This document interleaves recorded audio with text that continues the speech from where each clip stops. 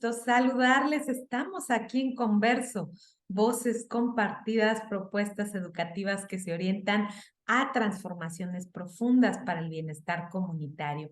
Y pues el día de hoy viene a contribuir con nosotros la doctora Blanca Elisa Real Peña.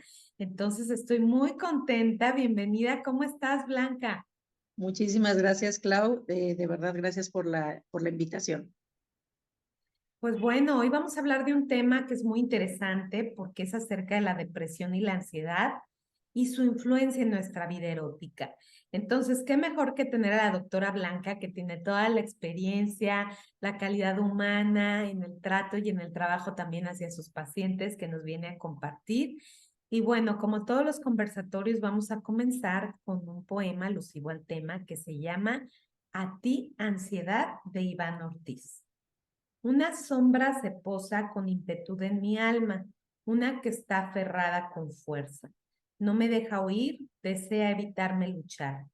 Quiere dominarme, desea mandar sobre mí. Con voces y susurros replica a mi existencia. Todo está perdido. Eres un fracaso. Todo lo has perdido. Hoy ganaré, pierdes tu sentido. Con ahínco lucha y pelea. Inicia una batalla contra mí y mi esencia. Contra todo lo construido, yo permanezco. Y pues con esto, Blanca, ¿cómo ves para comenzar este tema tan interesante? Pues, es una manera muy poética de abordar, pues no solamente la ansiedad, creo que el poema transmite mucho del dolor y las dificultades que alguien enfrenta cuando empieza a tener cualquier enfermedad alusiva a lo mental, es decir, que pierde su salud mental. Creo que de todas las enfermedades que existen en el cuerpo, en nuestra cabeza, en nuestra mente, pues lo peor de todo es perder la salud mental. Hace varios años la OMS tenía un eslogan que decían, no hay salud sin salud mental. Efectivamente, cuando el ser humano no está al 100% de sus capacidades afectivas, de pensamiento, de conducta, pues deja de ser esa persona que nosotros conocemos. Y mucha gente piensa y dice, no, pues es que la depresión es algo pasajero, está muy de moda, la ansiedad es que te necesitas poner a hacer algo, o luego hacen estas separaciones que a mí me da un poco de risa, donde dicen, ah, es que eso es del psicólogo. Ya para el psiquiatra necesitas cosas mucho más graves. Pues los psicólogos y los psiquiatras somos una mancuerna perfecta, porque se nos olvida muchas veces que las emociones, cómo me siento, cómo regulo mi estado emocional, es una función del cerebro altísimamente especializada. Y la gente piensa que solo tiene que ver con el entorno, con los aprendizajes que tuviste de niño, con los famosos traumas o tu crianza, y no es así. Tiene que ver con la genética, tiene que ver con químicos cerebrales. Y las enfermedades mentales, hoy por hoy, te puedo decir que casi el 100% se ha demostrado su altísima heredabilidad. Mucha gente me dice, oye Blanca, pero es que la señora se deprimió porque pues fíjate que se le murió el marido y luego se le murió un hijo, luego se quedó sin trabajo. Y yo conozco gente que ha tenido pérdidas desde el día uno de su vida, esta gente que tiene unas vidas muy difíciles y jamás se han deprimido. Entonces es ahí cuando los psiquiatras y la ciencia empiezan a decir, bueno, ¿qué pasa? Porque alguien sí desarrolla una ansiedad desadaptativa y otras personas no ante los mismos eventos. Porque si hay gente en situación de guerra, por ejemplo, Ucrania, va a haber ciudadanos que desarrollen estrés postraumático o ansiedad generalizada o ataques de pánico y otra gran parte de la población no, si estuvieron expuestos al mismo ambiente. Pues no se nos olvide que el cerebro viene de parte de la genética de nuestra evolución y hay un control neuroquímico que está determinado también por nuestro ADN. Creo que tenemos que recordar que las enfermedades mentales son enfermedades.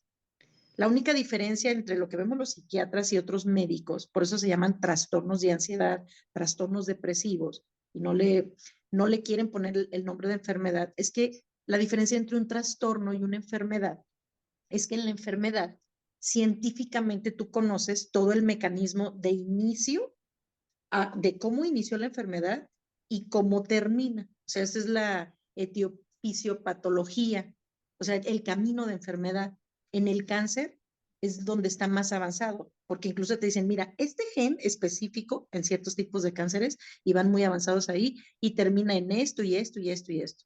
En la diabetes sabes que lo origina y las células, bla, bla, bla.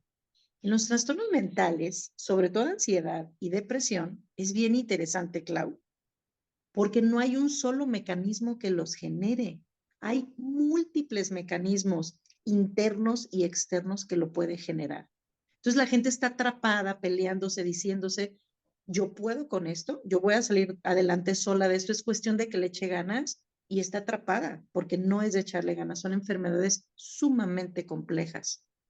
Claro, pues qué valiosa esta introducción que nos haces, porque obviamente tomamos conciencia de todos esos factores que van a influir en una situación que se presente un trastorno de ansiedad o de depresión, ¿verdad? Y sobre todo esta explicación de esta diferenciación que nos hace, que me parece muy interesante y valiosa, porque muchas veces pues tenemos desconocimiento de los motivos por los cuales muchas veces queremos o creemos que a través de ciertas actividades, de cierto tipo de rutinas, de cambiar mis hábitos, vamos a mejorar cuando es una cuestión multifactorial y que sobre todo tiene que ver con esta parte de la que hablas, de la heredabilidad, ¿sí? Así Bueno, es. Blanca, quiero presentarte. Blanca Elisa Real Peña es médico cirujano y partero por la Universidad de Guadalajara. Tiene especialidad en psiquiatría por el Instituto Jalisciense de Salud Mental SALME, maestría en educación de la sexualidad humana y diplomada en sexología forense por CEAS, entrenamiento en terapia sexual y de pareja por el Instituto Kaplan de Madrid y docente de Plan Colombo en la Currícula Universal de Prevención y Tratamiento para las Adicciones. Entonces, pues bueno, esto es un poquito de tu gran trayectoria, Blanca, pero gracias por estar aquí compartiendo. Y bueno, hoy vamos a hablar de estas repercusiones que creo que es importante en la vida erótica cuando se presentan estos trastornos que bien nos hablabas. No sé si quieras un poco como darnos una introducción, como una diferenciación entre lo que sería el trastorno de ansiedad y la depresión, para que pudiéramos comprender y después cómo, ya después vamos avanzando en la plática para poder ver cómo todo esto va repercutiendo en la vida erótica. Claro que sí, Clau. Mira, como te decía hace ratito, hemos perdido la visión de la complejidad de lo que sucede adentro del cerebro de una persona que está en depresión o en ansiedad. Empezando un poquito por la depresión con ciertos datos duros, la depresión hoy por hoy es la causa número uno de discapacidad a nivel mundial. Y uno dice, bueno, ¿a qué te refieres con discapacidad? Estoy hablando que tener depresión es más incapacitante que haberte infartado, que tener insuficiencia renal, que tener VIH y está encima de todas esas enfermedades. Y mucha gente dice, ay, ¿cómo la depresión va a ser la causa de enfermedad que te dé mayor discapacidad? No, no lo entiendo. Pues, ¿qué crees? Sí, porque cuando una persona está deprimida, y ya lo decíamos, hay ciertos químicos cerebrales, dopamina, adrenalina, serotonina, que empiezan a bajar. Eso genera una serie de síntomas físicos, emocionales y a nivel cerebral mi pensamiento se modifica y empiezo a tener, por ejemplo, ideación suicida. Hay mucha gente que dice que el suicidio es un acto de cobardía, otros dicen no, el suicidio es un acto de valentía. Para mí, una persona que se suicida está en una profunda desregulación a nivel mental. ¿Por qué? El cerebro viene diseñado genéticamente para resolver problemas con una gama impresionante de toma de decisiones, resolución de conflictos, y no me voy por acá. Eso se llama flexibilidad mental. Viene diseñado para eso. Si no, no hubiéramos evolucionado a lo que somos el día de hoy, porque nuestros primos más cercanos ya sabemos que venimos de los simios y compartimos el 99% del material genético. Ese 1% que dio la diferencia entre el simio y nosotros tuvo que ver con el desarrollo de esta parte del cerebro que se llama corteza prefrontal. Y la corteza prefrontal, o sea, los sesos que están aquí atrás de la frente, pues se llama frontal, generan todas las funciones mentales de tu cerebro que dan el pensamiento racional y va dirigido a resolver lo que se me presenta día a día. Imagina que un humano hembra o macho de la especie, piense que la única solución a lo que está viviendo es su autoaniquilación. Eso incluso va contra el proceso evolutivo, porque tenemos un instinto de vida. Cuando alguien está tan profundamente sumergido en este proceso, créeme, Clau, y a quienes nos estén escuchando, que también está en una profunda desregulación química que le impide pensar con claridad, porque todos podemos decir, pues siempre hay soluciones, todo tiene solución menos la muerte, ¿no? Entonces, de ese tamaño estás hablando cuando alguien tiene ideación suicida. Por eso hay que hacer caso cuando alguien está deprimido y tiene ideación suicida. El 25% de las mujeres en el mundo nos vamos a deprimir al menos una vez. Las mujeres tenemos 2 a 3 veces más riesgo de deprimirnos que los varones. ¿Por qué? Factor hormonal. A nosotras los estrógenos y los progestágenos nos ponen a veces medio mal. La gente, por ejemplo, piensa, bueno, el embarazo es un periodo de protección contra todo porque te sientes gloriosa. No es así. O sea, la menarca, cuando empiezas a menstruar, el periodo premenstrual, hay gente que tiene trastorno disfórico premenstrual. El embarazo, el posparto y la menopausia son periodos de alto riesgo para las mujeres para que presenten alguna enfermedad mental que ya tenían genética. Y la otra situación de por qué las mujeres tenemos hasta 3 veces más depresión que los varones, ¿cuál crees que es, Clau? Pues tiene mucho que ver con el ambiente, la violencia de género, donde crecemos. A las mujeres tenemos en general mayores expectativas sociales sobre las mujeres.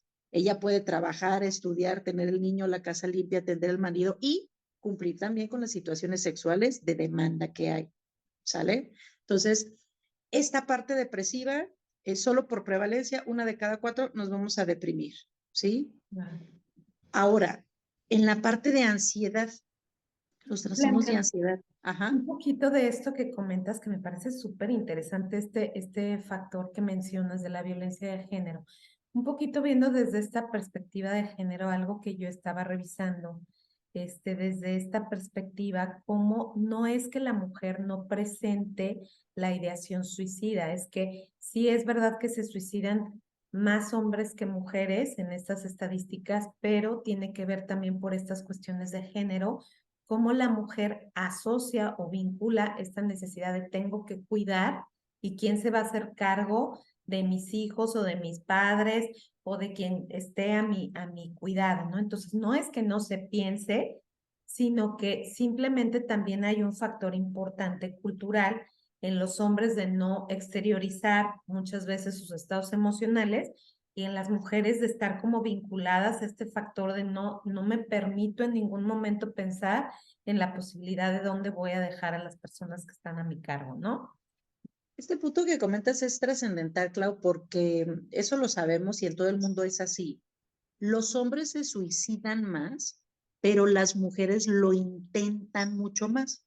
Entonces Ujú. uno dice, a ver, con mis alumnos les digo, ¿por qué creen que suceda esto? Las mujeres lo intentan más, pero los hombres lo logran más, lo intentan menos, pero se suicidan más rápido.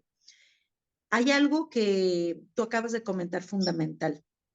Si la mujer tiene para empezar, las mujeres sí pedimos ayuda. Socialmente y por género se nos permite llorar, se nos permite estar triste, se nos permite sufrir, se nos permite ir con una amiga a buscar un abrazo y el varón no. O sea, el varón no debe de llorar, se puede emborrachar, pero llorar no. Puede ir con un amigo a un club de strippers e irse de fiesta porque está triste y emborracharse, insisto, pero llorar no. ¿Sí? Ahí hay una diferencia. Pero otra cosa importantísima de lo que acabas de decir es los métodos suicidas de hombres y mujeres por género son distintos. El varón utiliza métodos más letales, por eso se lo intentan menos, pero se suicidan más. ¿Cuál es el principal método de suicidio en México y muchos países del mundo en varones? El ahorcamiento. Y el ahorcamiento te da una rescatabilidad que te gusta. 3 minutos a lo sumo. A los 2 minutos de que alguien está suspendido, probablemente ya tenga el cese de las funciones mentales. Y las mujeres, observa, una mujer hasta para suicidarse va a pensar, ¿quién me va a encontrar? Mis hijos me van a ver. No quiero que me vean mal. Entonces, ¿qué hacen? Por ejemplo, intoxicación con pastillas para quedarme dormida. Fíjate cómo las mujeres, hasta en el suicidio, pensamos en los hijos, en mis padres, en esto, en lo otro, ¿sí? Y cuando tú te intoxicas con pastillas o haces lo que es flebotomía, cortarte las venas, el índice de rescatabilidad es de muchísimas horas, ¿sí? Esa es una de las diferencias. O los métodos por arma de fuego son mucho más utilizados por los varones, porque también, y esto me ha tocado verlo 1000 veces, Clau, cuando llega un varón a urgencias con una tentativa de suicidio que diga, me tomé 5 paracetamoles y que se hizo con una navajita así, dicen, hasta maricón para suicidarse. ¿Sí me oyen? O sea, al hombre se le exige que hasta para intentar suicidarse tiene que hacerlo de manera así, con un arma de fuego, cosas así. Entonces, también es otro factor agregado a lo que tú comentas. Gracias. Muy bien, Blanca. Pues entonces nos ibas a continuar hablando de lo que era el trastorno de ansiedad. La ansiedad. Luego hay todas unas discusiones y dicen, bueno, a ver, muchos maestros míos decían, a ver, díganme la diferencia entre ansiedad, nerviosismo, preocupación y angustia. Entonces te empiezas a reír porque hay gente que te dice, no, no, no, no estoy nervioso, estoy angustiado. No, no, no, no estoy angustiado, estoy preocupado. Pues en realidad, la ansiedad es una emoción, al igual que la tristeza, no debemos olvidarnos de esto. El estar triste no quiere decir que estés deprimido.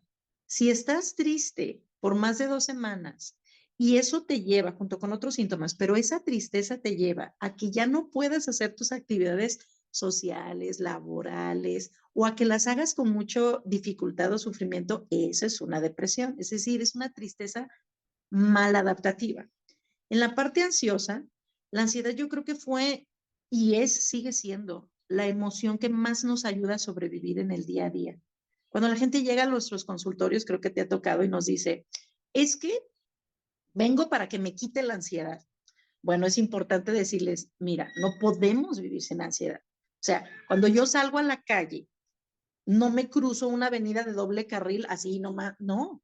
La ansiedad de que me atropellen, me frena y hace que vea el semáforo. O sea, la ansiedad es adaptativa y hace miles de años, pues por supuesto que nos ayudó a correrle cuando venía el león, decíamos, chimba, ya va a llover y viene la época de frío y nos vamos a morir de frío. Entonces, esa ansiedad era, pues, a ver, oye, y si matamos un animal y nos ponemos una pielecita, todas esas cosas hicieron que nos adaptáramos. La función de las emociones, Clau, que tú lo sabes como yo porque eres experta en esto, es la supervivencia. Claro. ¿Cuándo voy a decir esto ya es un trastorno de ansiedad? Cuando mi ansiedad sea mal adaptativa. Cuando en vez de ayudarme a resolver un problema, me paralice, me den ataques de pánico, esté inquieto todo el día. Eso ya es un problema de ansiedad. Cuando me quite el sueño, porque el insomnio es gruesísimo en los trastornos de ansiedad. Entonces, si tu ansiedad, lo que tú estás percibiendo es, ya no te permite funcionar, traes un trastorno de ansiedad. ¿Cuál? No lo sé, pero traes un trastorno de ansiedad. Y recordar, a mí me gusta siempre comentar esto, que el humano nace con un paquete emocional de emociones a nivel como genético. Cuando el bebé nace, experimentamos algo que se llaman emociones primarias, nadie nos las enseña, y vienen en esta peliculita de intensamente. Tristeza, alegría, ansiedad o miedo para el cerebro es lo mismo, enojo o ira, el asco y la sorpresa. Son 6 emociones, las más básicas, instintivas, que día uno que el bebé nace, las puede experimentar. Son genéticas, no es cierto que te enseñan a sentirte ansioso, no, es el paquete genético que nos dio la vida para afrontar y adaptarnos. Y el resto de las emociones, el orgullo, la ira, los celos, la vergüenza, requieren el componente social, pero también son genéticas, porque luego la gente nos confundimos mucho. Es algo parecido al lenguaje. El único mamífero en la Tierra que puede hablar somos los humanos, pero si tú a un niño no le detectas que está sordo, por eso hacen los tamices en el recién nacido, si no le detectas que está sordo, o no le detectas, simplemente si agarras a un niño que no está sordo, perfectamente bien, neurológicamente bien, pero lo inhibes del lenguaje humano hasta los 5 años, ¿qué crees? Ya no va a desarrollar el lenguaje. Traía la capacidad genética, pero hay un periodo de ventana donde se deben activar esos genes, ya no lo va a desarrollar. Con las emociones es igual. Las emociones sociales son aprendidas no, son socializadas, pero vienen en la genética. Es decir, yo insisto mucho en la parte biológica de nuestras emociones. Hay un regulador de nuestras emociones, qué tanto me enojo, qué tanto me pongo triste, qué tanto me pongo ansioso, y ese regulador viene a través de la genética. Por favor, no olvidemos eso. Claro. Muy bien, Blanca. Oye, Blanca, y un poquito hablando, bueno, obviamente, ¿cuál sería como el impacto que se tiene cuando hay una situación de ansiedad o de depresión ya en lo que sería la vida erótica? Porque bueno, ahorita nos hablabas y creo que Ujú. es valioso recordarlo, ¿no? Esta parte de cómo nos va discapacitando para hacer nuestras actividades en el día a día, incluidas pues nuestra vida erótica, algún tipo de trastorno depresivo, de trastorno de ansiedad. ¿Cuáles serían como esas implicaciones? Porque muchas veces pues una situación es el tener la situación que se presenta el trastorno y otra es cuando a lo mejor ya se hace el abordaje con los medicamentos, el impacto que de pronto ciertos medicamentos puedan llegar también a ejercer, ¿no? En la vida erótica de las personas. Entonces, si pudieras un poquito ampliarnos sobre esto. Pues súper importante, Clau. Mira, Rosemary Bason ha estudiado mucho lo que son poblaciones de mujeres, pero a mí me encantó un artículo muy grande que leí con una población de muestra muy grande. Y ella habla que, por ejemplo, en las mujeres, el principal factor de riesgo para tener una disfunción sexual es la pérdida de la salud mental. Es decir, en las mujeres, lo más frecuente que tú vas a encontrar cuando haya una disfunción sexual, llámese bajo deseo, anorgasmia, dispareunia, lo que tú quieras, va a haber muchas veces de fondo algo a nivel de su salud mental. Lo más frecuente, o sea, digamos, por prevalencia son los trastornos depresivos y los trastornos ansiosos. ¿Qué es lo que sucede? Diste un punto clave, también los medicamentos. Pero vámonos primero. Cuando yo estoy en depresión o en ansiedad, hay una parte del cerebro. Tenemos el cerebro bajo, aquí atrás de la nuca, que es el cerebro que le conocemos como el cerebro reptiliano. Es un cerebro que el bulbo raquídeo y el cerebro básicamente nos ayuda al equilibrio, nos ayuda a monitorizar automáticamente la frecuencia cardíaca, la respiratoria, son funciones muy básicas, por eso se le dice reptiliano. En teoría, al pasar miles de años con el proceso evolutivo, llegamos a un segundo momento donde fuimos mamíferos y es el cerebro medio que está entrando por el oído atrás de la nariz, por eso se le llama medio, es la parte más protegida de nuestro cerebro. Y ahí tenemos un cerebro que se llama sistema límbico. Se le conoce como cerebro emocional, cerebro visceral, cerebro de mamífero. En esta parte del sistema límbico, justo por detrás de la nariz, ahí se regulan funciones muy básicas de mamífero que son cuáles: el patrón de sueño, nuestros ciclos circadianos, el patrón de hambre, cómo se me activa la comedera o no, los patrones sexuales, ¿sí? Tienen mucho que ver con el deseo sexual, la reproducción, las ganas. Ahí está también una parte que se llama el circuito de recompensa, o sea, las relaciones sexuales deben de ser placenteras. El orgasmo, bueno, es una mini descarga dopaminérgica en todo tu cerebro que se da en esta parte del cerebro. Yo estoy hablando de la parte de mamífero, todavía no te mando a la parte más alta, lo frontal, donde ya es lo racional.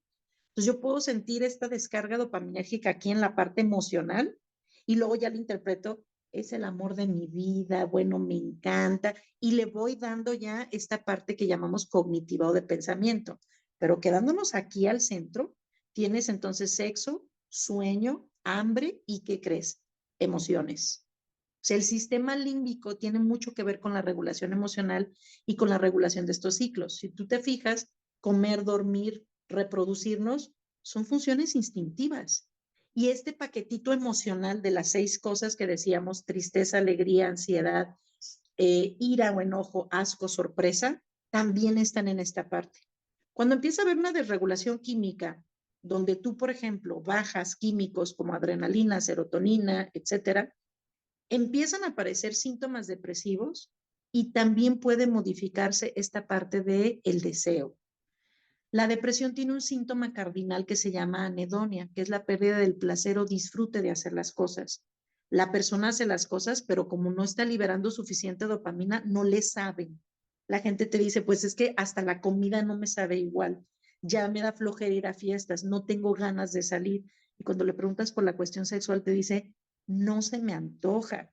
Mi pareja es bien linda, bien lindo, pero se me acerca y digo, uy, o sea, como quítate, o sea, incluso hay esta parte como de rechazo, porque el cerebro no está receptivo. Entonces, de manera primaria, si tú estás con depresión, puede alterarse tu actividad sexual. Ya no se diga con ansiedad. Hay veces que la gente me dice, Blanca, es que me ha bajado mucho el deseo y está teniendo ataques de pánico así casi diario. Yo le diga, mira, esto es equivalente a que tuvieras un león a 1 metro así esperando atacarte y tú quisieras tener relaciones sexuales. El cerebro no se activa sexualmente si está en un estado de alerta, porque evolutivamente, cuando se prende el sistema límbico de algo te va a pasar, te vas a morir, pues no debes de pensar en tener relaciones sexuales. Aunque el miedo puede generarte esta parte de, ay, hacerlo en un lugar prohibido, aquí estás hablando de ansiedad patológica. Entonces va a ser muy difícil y claro que se va a alterar. Esto es desde la parte primaria, pero luego nos vamos cuando ya los tratamos. Desgraciadamente, Clau, los psicofármacos por excelencia pueden generar, mantener o favorecer alguna disfunción que ya estaba previa. La mayoría, por ejemplo, de antidepresivos, que es lo que se utiliza para los trastornos de ansiedad y los trastornos depresivos, pueden alterar la fase del deseo, la fase de la excitación, la fase del orgasmo e incluso de la resolución. Es decir, se meten en toda la respuesta sexual. Aquí sí, uno tiene que ser muy cuidadoso. Si tu paciente o la persona ya está recibiendo tratamiento, ya se le quitó la depresión, ya se le quitó la ansiedad y te dice, oye, pero pues como que me estoy tardando muchísimo en tener orgasmo. Fíjate que tengo dificultad como en la erección y antes yo no tenía esto. Tardo muchísimo en eyacular, Blanca, o no puedo eyacular. O las mujeres dicen, oye, yo antes tenía orgasmo súper fácil y ahorita no puedo. Ahí lo que estás viendo es un efecto adverso del antidepresivo. Ya no está deprimido, ya no está ansioso, pero el antidepresivo está generando un efecto adverso. Y hay que comentarlo al médico porque si hay opciones para hacer ajustes o cambio de medicamento. Claro, qué importante, Blanca, sobre todo esto, porque muchas veces, pues hay personal de la salud que no se involucra en la cuestión sexual de los y las pacientes, ¿no? O sea, esta parte de pronto no tomar en cuenta la actividad sexual o que son personas activas sexualmente, ¿no? Y creo que aquí, digo, además de esto, me gustaría un poquito como saber cuál es el abordaje integral, porque hay estas parte interdisciplinaria donde se trabaja a la par, como bien señala, la psiquiatría, la psicoterapia, la psicología, la sexología. ¿Cómo sería como este abordaje integral idóneo ante situaciones que estén afectando por trastorno de ansiedad o depresión la vida erótica de una persona? Mira, te voy a dar un dato ahorita que decías que el personal de salud no preguntamos. Hay algunos estudios europeos que hablan que solo el 17% de los psiquiatras le preguntan a la persona su actividad sexual. Y en México no andamos tan alejados. Aquellos que somos psiquiatras o psicólogos y aparte sexólogos, pues nosotros nos encanta y preguntamos y vemos, porque es un área que nos gusta. Porque la mayoría de las veces el personal de salud no pregunta, porque a veces nos da o les da miedo decir, oye, pero es que el paciente ya no se me quiere suicidar. Para mí lo importante pues es que ya no se suicide o ya no tenga chorrocientos mil ataques de pánico, Blanca, ya como dicen, ya la cuestión sexual ya es así como que ya no es tan importante. Ahí yo siempre les digo, mira, un indicador de calidad de vida para la OMS, de los más importantes, es la actividad sexual que tú tengas, tu vida erótica. De hecho, también les digo, mira, yo te sugiero que te metas a esa área porque está reportado que la mayoría de los pacientes van a suspender el tratamiento que damos los psiquiatras porque crees, Clau, por los efectos sexuales. Y no se lo dicen porque les da pena. Claro. Pero el 70% de los pacientes al tercer mes va a suspender el tratamiento, habitualmente asociado a molestias o que se sienten mucho mejor, pero cuando es asociado a molestias, sigue apareciendo es la disfunción sexual inducida por estos fármacos. ¿Cuál sería el abordaje integral? Bueno, número uno, ya decía yo, psicología y psiquiatría somos la amalgama perfecta. Me decía una paciente hace una semana, oye Blanca, a ver, pero no entiendo, ¿qué haces tú y qué hace mi psicóloga? Es una paciente con ideación suicida y una depresión muy, muy severa. Gracias a Dios, como dicen, ya está mejorando. Entonces le dije, mira, lo que yo veo contigo son como más los factores biológicos, químicos de tu insomnio, de la ansiedad, de la ideación, y yo voy haciendo los ajustes.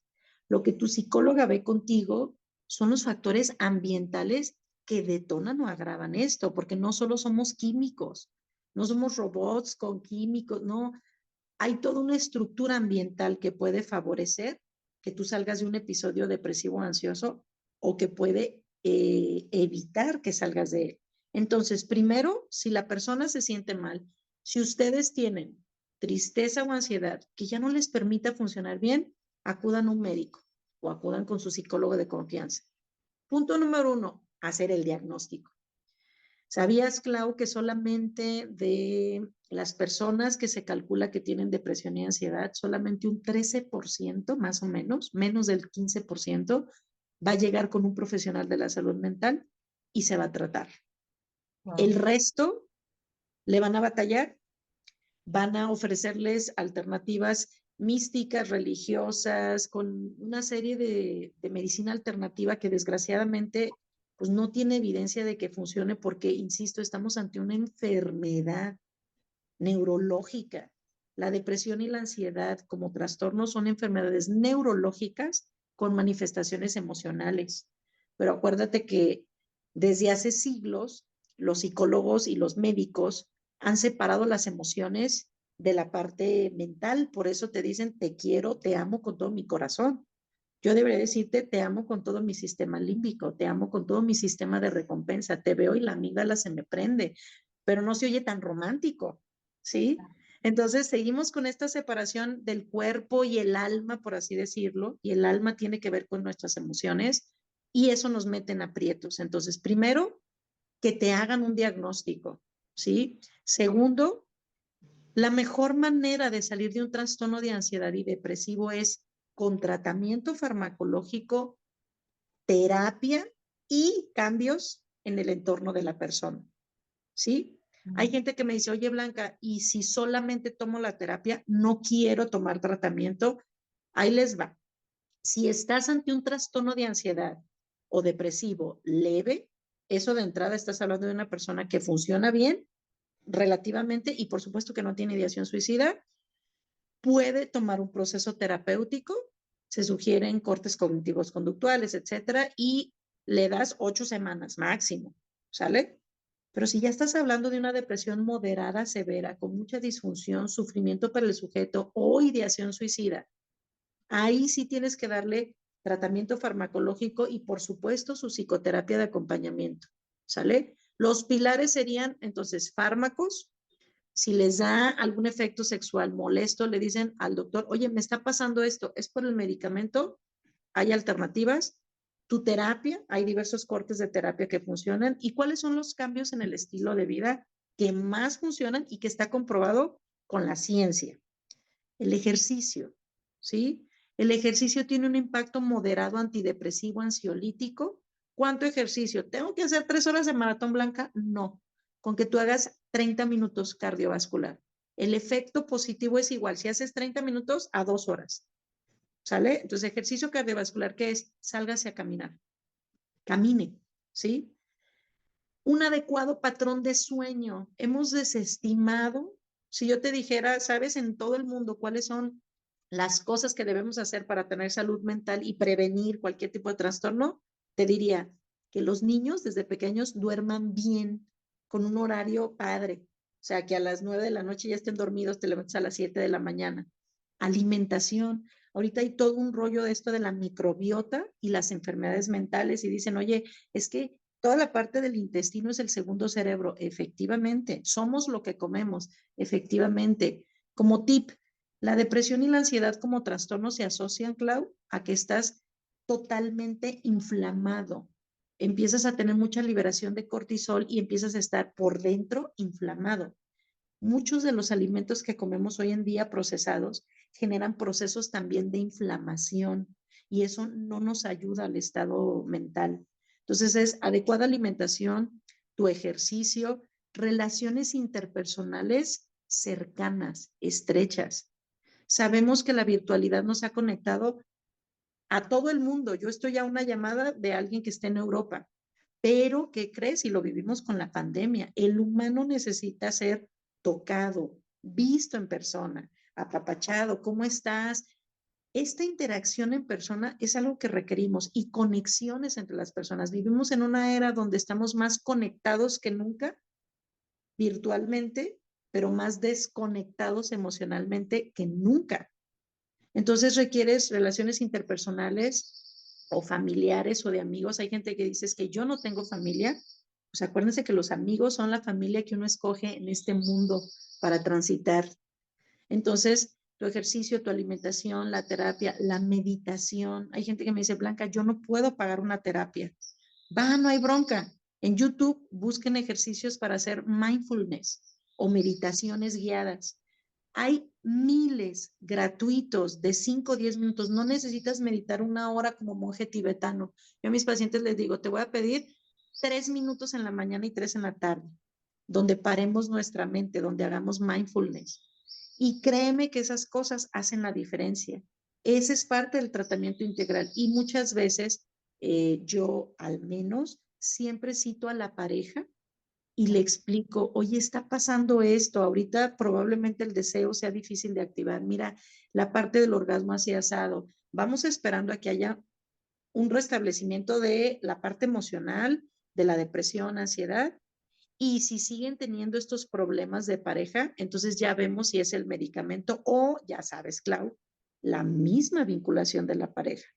Sí, de hecho, para allá iba Blanca un poco como este impacto también que genera, que creo que es importante cuando hay una situación de un trastorno de ansiedad o depresión que está afectando la vida erótica de las personas, pues obviamente hay un impacto en la cuestión relacional. Entonces, ¿cuál sería como ese abordaje o cómo impacta de forma a veces compleja, ¿no?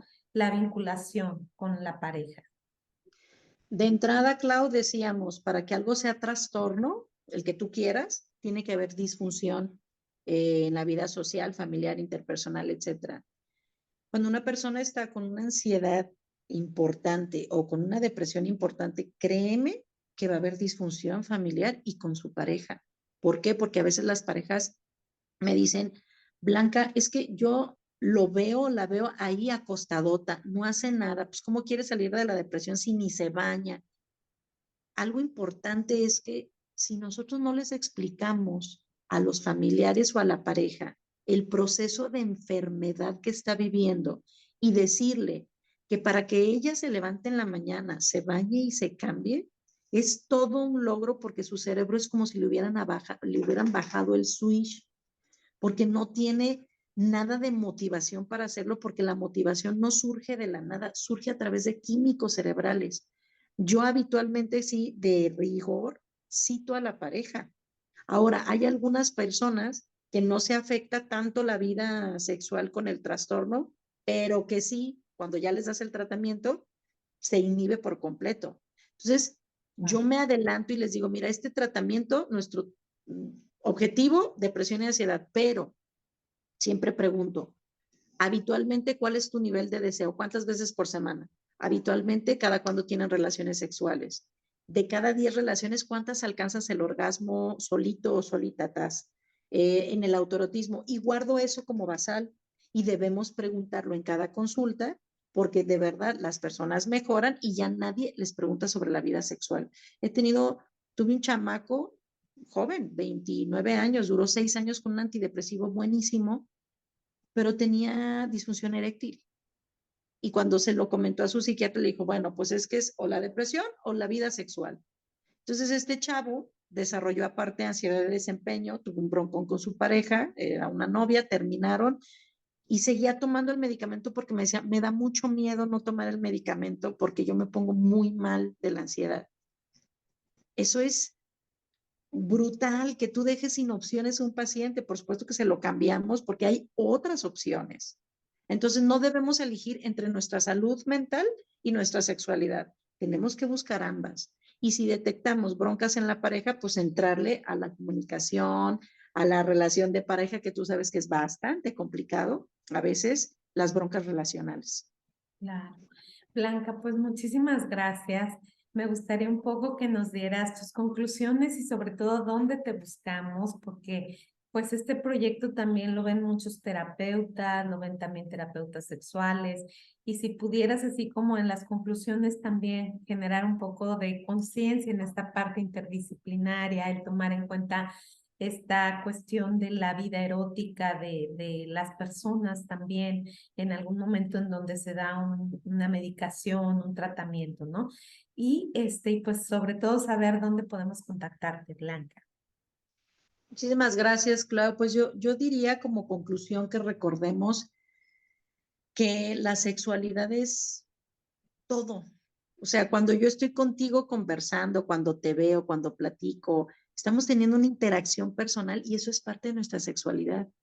Cuando yo tengo un amigo al que aprecio, cuando voy con mis padres, cuando voy con mi pareja, reducimos la sexualidad a tener relaciones sexuales. Pero la sexualidad es todo lo que vivimos en el día a día. Parte de mis vínculos afectivos, a veces incluso con las mascotas y demás, es parte de mi vida afectiva, es parte de la sexualidad de alguien. Tendemos a subestimar muchísimo la salud mental de las personas, nos falta muchísimo por el estigma que hay sobre depresión, ansiedad y enfermedades, pero yo creo que todavía hay mucho mayor estigma sobre la importancia de la sexualidad. Entonces, hay que preguntarle a las personas, ¿cómo estás emocionalmente? ¿Te has sentido triste? ¿Te has sentido ansioso y que eso te genere problemas en tu vida diaria? Si la persona te dice sí, investigale, diagnostícalo.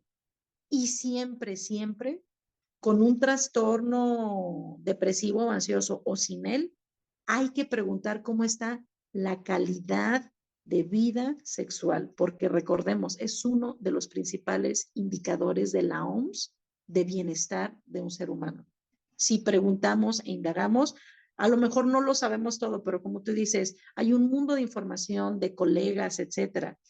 Eh, para la gente que no tiene el recurso económico, si están atravesando por una situación depresiva o ansiosa, tenemos toda una red estatal de salud mental en el Instituto Jalisciense de Salud Mental, donde hay el SALME breve, el SALME prolongada, y tenemos módulos, al menos 9 módulos por todo el estado repartidos, donde hay psiquiatra, psicólogo y trabajadora social.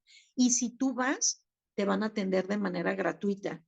Si tienes alguna seguridad social, te van a cobrar 230 pesos o menos si no traes, pero la garantía es que toda la persona que busque atención sea brindada. Y los medicamentos también, si son personas que no tengan el recurso, se cubren gratuitamente en el Instituto Jalisciense de Salud Mental, sobre todo si no tienen derecho a biencia. Es decir, tenemos que ampliar esta red y recordar así de manera súper importante. Tenemos un problema muy serio con el suicidio. Es un problema epidemiológico muy grave. Solamente la región de las Américas en todo el mundo, en vez de disminuir sus índices de suicidio, los aumentamos. Teníamos una meta, no se logró en toda la región de las Américas. Preguntemos a las personas, ¿estás bien? ¿Has pensado en dañarte? Es un mito que si tú le preguntas a alguien que ves mal sobre el suicidio, le vas a dar ideas. La persona se va a poder desahogar y eso ayuda bastante. Pues muchas gracias, Blanca, que esta parte de tener atención sobre todo y ver esta complejidad, ¿no? Que no lo veamos como algo trivial, sino en donde tenemos que tomar distintas medidas. Y pues te agradezco mucho, Blanca. Ahora sí, déjanos tus datos para Claro que que sí. Les paso el teléfono del consultorio, es 33 21 91 55 97. Ese es el número de mi secretaria y les puede contestar de 10 a 2 y de 4 a 8 vía telefónica. pues muchas gracias, Blanca. Te mando un abrazo muy grande y Gracias, Claudia. bueno, de verdad este generoso compartir y sobre todo con toda esta visión de tu conocimiento, de tu experiencia y sobre todo de tu calidad humana. Gracias, Blanca. Creo que la gente que está en tus manos está muy segura. Entonces, Muchas gracias. yo me siento muy contenta de tenerte aquí hablándonos con tanta claridad y generando esta conciencia. Y bueno, no se olviden de ver estos proyectos de Converso que nos llevan información, que podamos hacer difusión y sobre todo generar esta conciencia de la educación integral de la sexualidad. Entonces pueden consultar mi canal de YouTube, Claudia Hernández Madrigal, y ahí los van a ver. Y recuerden que cada jueves en línea estamos en vivo con diferentes expertos en temas de salud, sexualidad, psicoterapia y educación. Muchas gracias y nos vemos muy pronto en otro converso.